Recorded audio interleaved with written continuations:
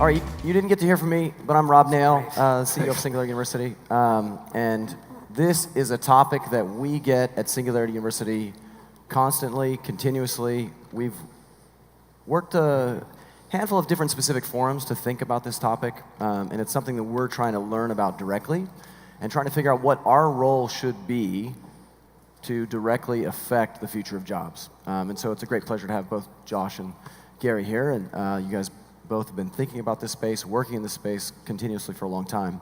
We're gonna just see where the conversation goes. And I'm gonna try to give everyone an opportunity to ask a couple questions as well. That makes it really easy on me because I don't just have to sit here. But I'll plant a couple seeds. And I'd also love to give you guys a chance to ask questions to one another. Great. So, in fact, I'd maybe just set it up right off the bat. Josh, do you have anything that you would like Gary to address directly? Well, first of all, I'm vice a versa? little bit, when I met him yesterday, I was a little bit in awe of him anyway because of his father and his whole legacy. How do you help people reinvent themselves? Forget about this infrastructure, education, all that stuff. Obviously, that's a big issue.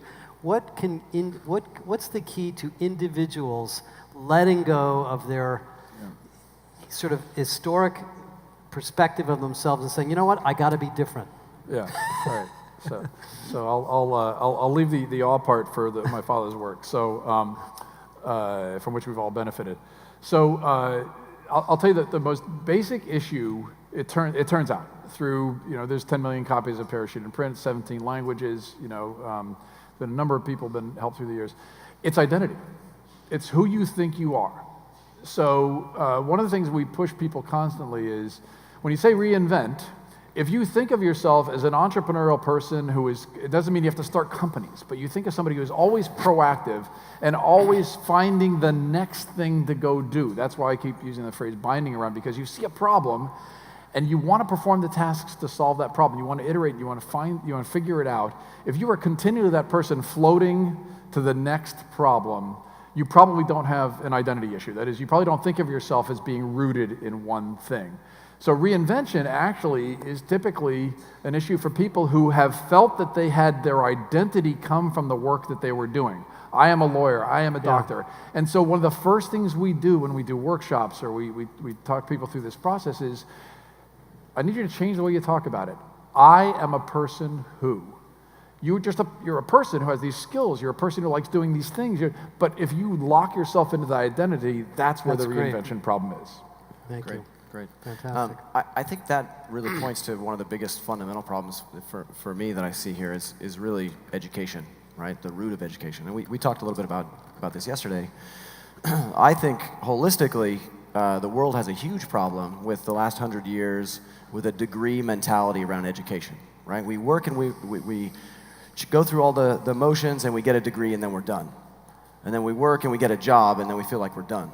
And in this world, I think you both have just reinforced that we all think and know that if that's your mentality, you will be done, right? So we have to shift towards this mindset of continuous learning, right? Now, how do we shift our education system, our mindset, our public policies when these are like real-time issues, right? We're barreling down a highway that's kind of falling apart, and we need to sort of reinvent the type of car we're in, right? No longer education, but continuous learning. Who does that? Whose responsibility is that? Well, I have one thought, and I'm sure Gary does too. I think, listen, I went to Cornell, I went to Stanford, I have all these degrees, I'm all, very proud of all that. I'm not sure it really meant much until other than my first job out of school. Those institutions are oligopolies, they're monopolies. Their brands are worth a lot to them. They are very protective of their brands. Some of them are probably in the audience. They are being disrupted. You're a university. You guys are disrupting them. Well, you could, depending on how aggressive you get. We're sort of a university. The MOOCs, they got dragged kicking and screaming into MOOCs. They didn't want to do it. Now they're realizing they have to do it. The credentialism is not there. We talked about that a little bit. How do you know if you're an employer, if somebody didn't go to school, they don't have a degree, but they did take a nano degree from Udacity or whatever it is that really good? Is that a currency? I think all those things have to be accelerated, and I think we'll slowly disrupt this oligarchy. But I think it's a bureaucracy. I think it's a problem of a monopoly that's letting go of its hold on the society slowly. Yeah. We didn't talk about, absolutely. We didn't talk about unbundling education, but Josh had mentioned a number of different elements that are really important. But I'm a fan of syllogismic changes. Wicked problems are created for a variety of different reasons, but at the end of the day, there's somebody that is either making money or benefiting from the way it works right now. And I'm not demonizing at all. I'm just saying the people that benefit the most are employers. So you've got an education system where essentially, our country, or each of our countries, has made a commitment to public education up to a certain point, and there's private and public colleges as well. But basically, the employer is defining what the market wants, and it's not linear for everybody. There's plenty of liberal arts students that don't go linearly into a job, but essentially, the employer is saying who they'll hire. Then the colleges are trying to basically calibrate around that, because that's the market. If they don't get their graduates a certain percentage of jobs, then that they're out of business. And then the high schools are calibrating around what the colleges are. It's a chain. So you're right. It's definitely a bureaucracy, but it's all, at the end of the day. For instance, during the Great Recession in the United States, comparison, the average wage in the United States, 2008 to 2012, 15% below. So what it meant was employers were able to upskill jobs. They could get far more prepared people. So jobs that only required a high school degree now required a college degree.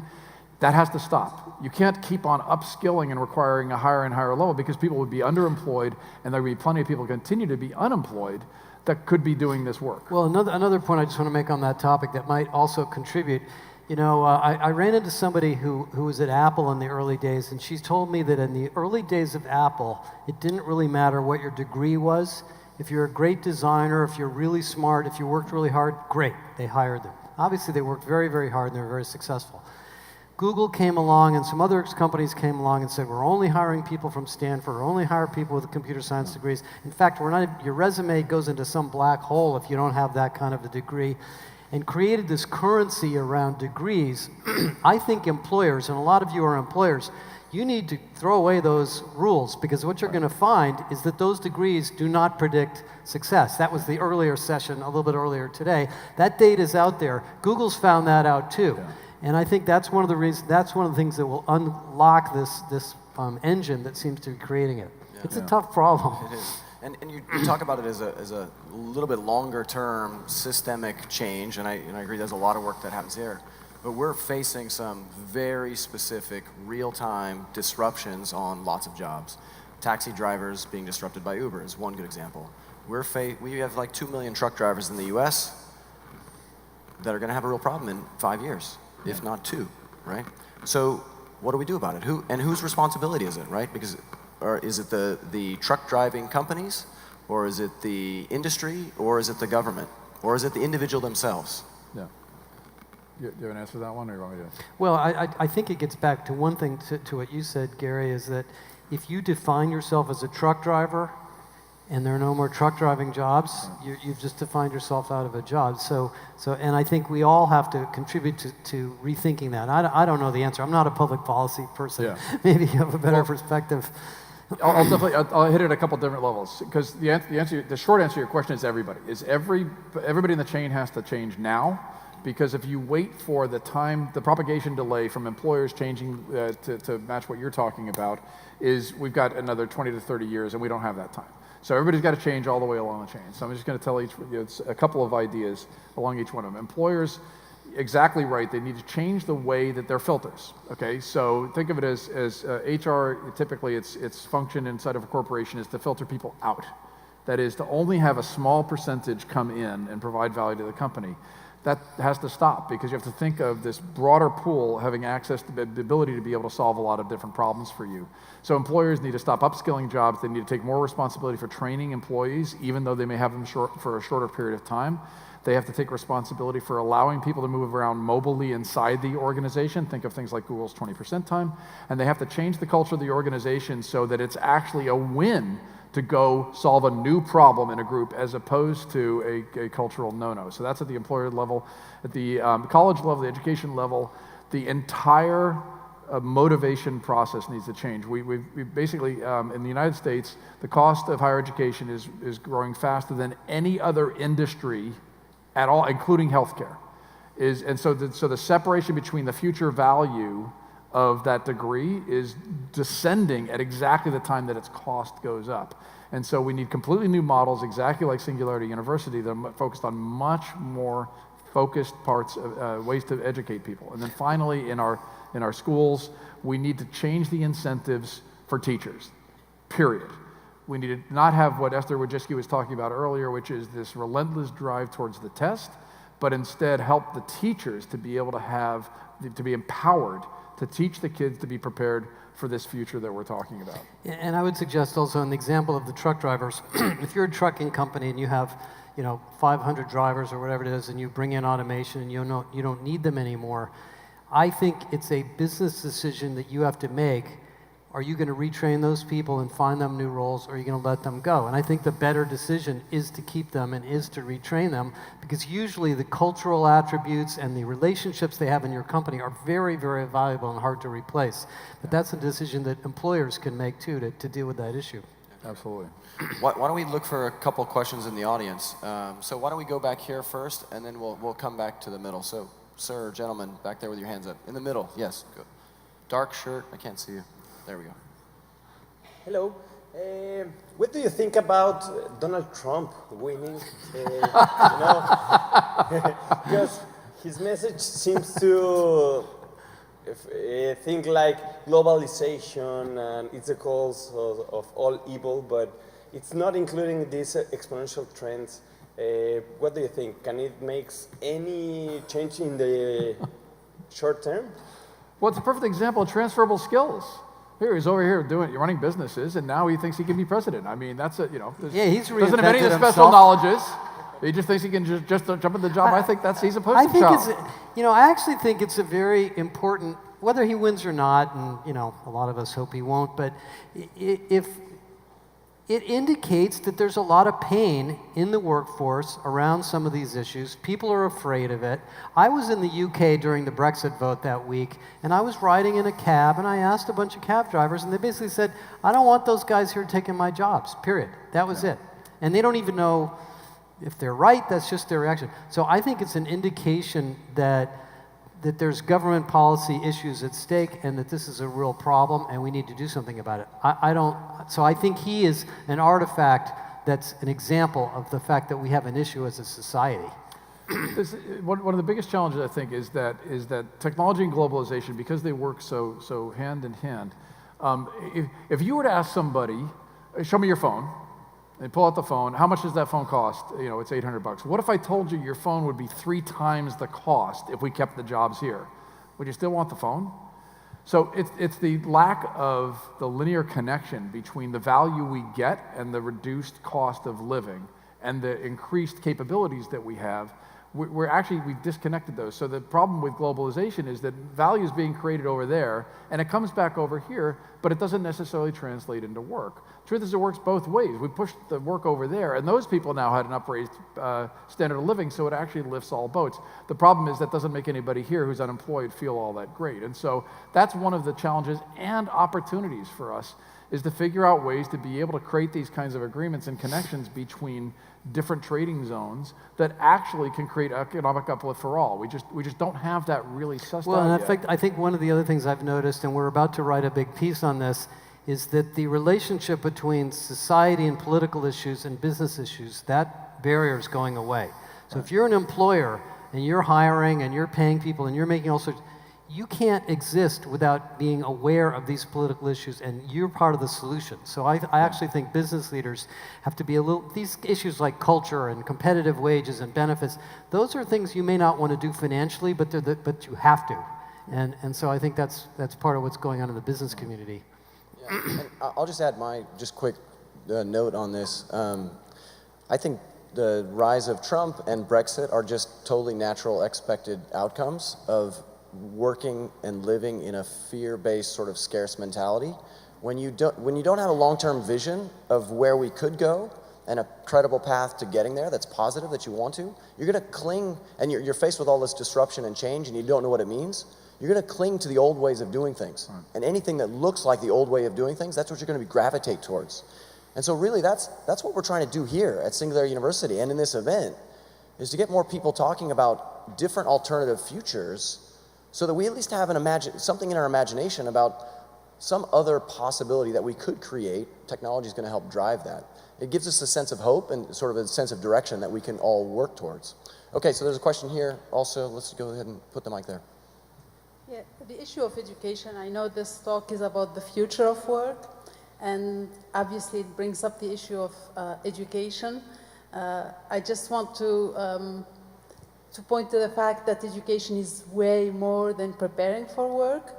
And this, in fact, ties also to, you mentioned the jobs that are bound to be automated are, in fact, the jobs that require some knowledge and some skills.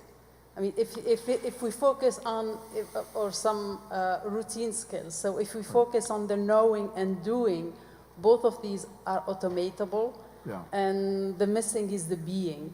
And I think that's something that education needs to put much more focus on is who are we as a human being, how do we, the empathy, how do we think about the world differently, and how do we act differently in it. So I absolutely agree with you. I do want to point out one thing. The ideal for many, my son's at a liberal arts college, Oberlin, he's just entering into his third year, and studying to be an archaeologist, so you can see my influence in choosing a future lucrative career has been extremely valuable to him. So, but here's the thing, it's absolutely critical to have so many of the what people often call the soft skills, the soft learning opportunities that are not directly related to the connection to work. Absolutely critical. It's costly. So none of these colleges, especially the private ones, are cheap. And so I'm a fan of solutions that can lift all boats. And the problem is that we need to be able to bake in our understanding of all the value of developing these soft skills, because as I was saying, they're going to be more valuable. Transferable skills will be far more valuable in the future. The problem is that the way that we teach them now is very, very expensive, and it's increasing, and it means that it's less and less accessible to people with less means. And so that's one of the problems we have to solve, is how does that get done in a cost-effective manner and throughout the kid's life, as opposed to in these ivory towers that are so expensive that only a few can benefit. I'd actually like to push that one even farther forward. So I actually think a large part of our education system today, education, I actually think is a bad word. We need to shift it to continuous learning. But education today is largely about getting a job. And jobs today are still in this sort of mode of doing work to survive, right? And we're at Singularity University, right? I talk a lot about robotics. And we're seeing the progression of technology create opportunities that we've never seen before. And I'm just going to throw it out there. I do firmly believe in a 30-year timeline, technology can provide a lot for us. In fact, I think it can do most of the physical activities far better and more cheaply and safely and more efficient than we humans could ever do. And I think that's a great thing, and I can't wait for that to happen. But our current system is based on us having these jobs, which are our identities, to live. And if we think about this future of abundance that Peter kind of kicked off with a little bit, right, on Sunday, it's a completely different mindset. And I don't know what the real question here is, but I feel a great sense of urgency to start preparing us all to talk about a different future of abundance where maybe we need to redefine job. Is there an opportunity to do that? Do you guys have any thoughts? That, to me, the question is, what is an organization? What is a company? Who's employing me? Who's paying me? Why are they paying me? What's the value I'm providing? And I think that's why I think your chart with the triangle that shows all these startups is that we will probably be working in roles where we're making money for very small organizations doing lots of different things, and that will be our new job based on our skills. And that seems to me to be where the world is going. But I think there will also still be large organizations. And by the way, I think people like working for big companies. I think people still get off on being part of something bigger than themselves. So I don't think big organizations are going away either. I just think there's maybe potentially different models that we can explore. The universal basic income isn't something we talked about as one small experiment that's only been run a few times, but Gary, I'll tell you a concern. So, because I agree with a lot of the characteristics of the vision that you and Ray talk about. What a couple of concerns. The first is technology and globalization have a tendency to make these really big shifts in the skill sets that are needed, and then it's a very painful transition. The shift from agricultural to an industrial economy happened over a period of 85 to 110 years, depending upon who you talk to.